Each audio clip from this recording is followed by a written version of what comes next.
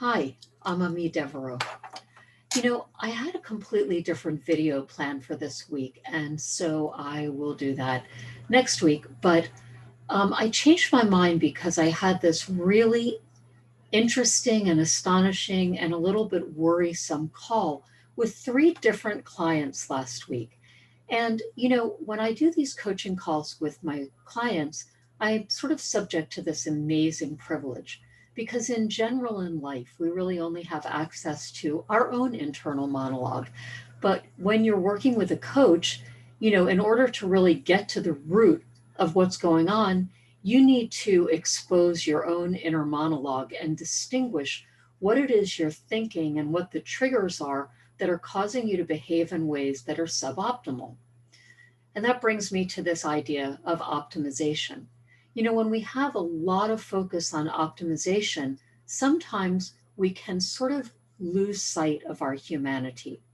And as I spoke to these three different clients, I started to hear a similar kind of concern from all of them. So each one was a super highly placed individual in a high growth startup. One was a product manager, another was a CTO, and yet another was a head of marketing. And as I spoke to each one, they're all dealing with similar kinds of challenges. They're working in a startup, and working in a startup means working on something really hard, probably something that has never been done before. So at the very moment you take the job, you've sort of signed on for a little bit of a gauntlet. But every one of these folks was really feeling pressed to the point of breaking. One was even crying in meetings. Another felt almost incapable of focusing on the deep work that she needed to do. And my CTO client was literally having constant fear and constant obsessive thoughts about failing to be good enough. And that brings me to the theme of what I heard.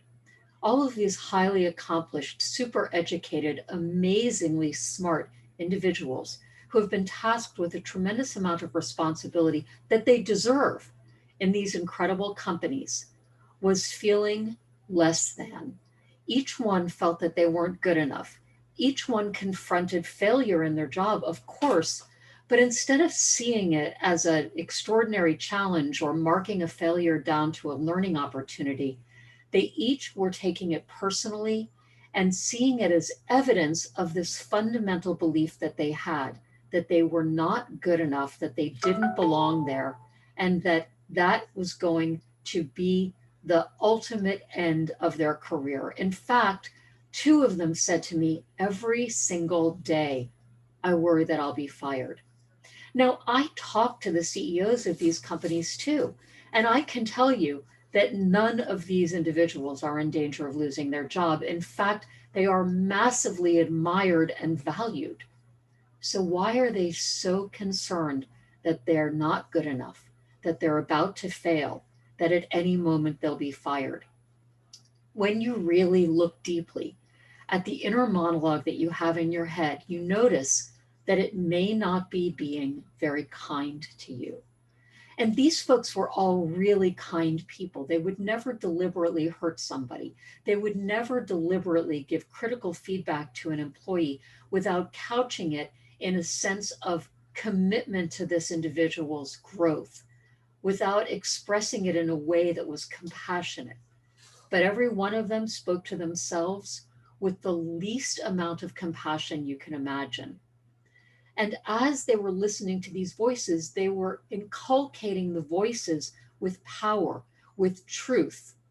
They saw these voices in their head, their internal monologue, as the truth about who they were.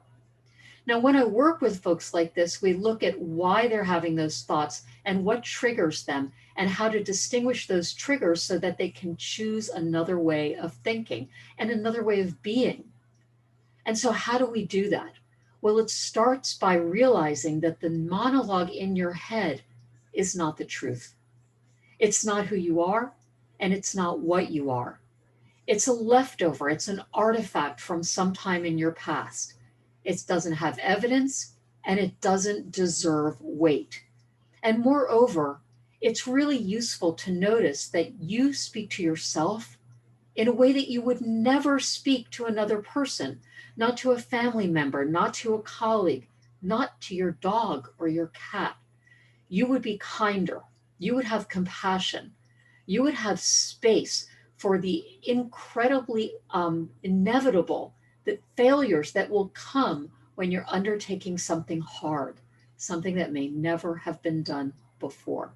So if you have an inner monologue that is emphasizing that you are less than, that is taking your failures and turning them into evidence that you don't belong, notice that voice. And then notice that that voice is not you. You are yourself. You are who you create yourself to be. And you can dismiss the voice just in the same way you would dismiss the weather. If it were raining, you would get an umbrella. And your voice in your head is like rain. It's not real. It's just something that happens that you can dismiss and move forward. I hope this has been helpful or interesting for you. My name is Ami Devereaux. Please subscribe to my channel or go to my website. It's beyondbetter.io and get the newsletter that accompanies these videos and goes into more depth with research on citations and so forth.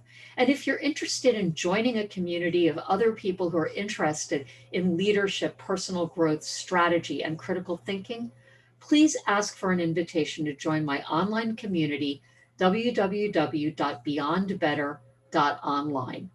Thank you, and I'll talk to you soon.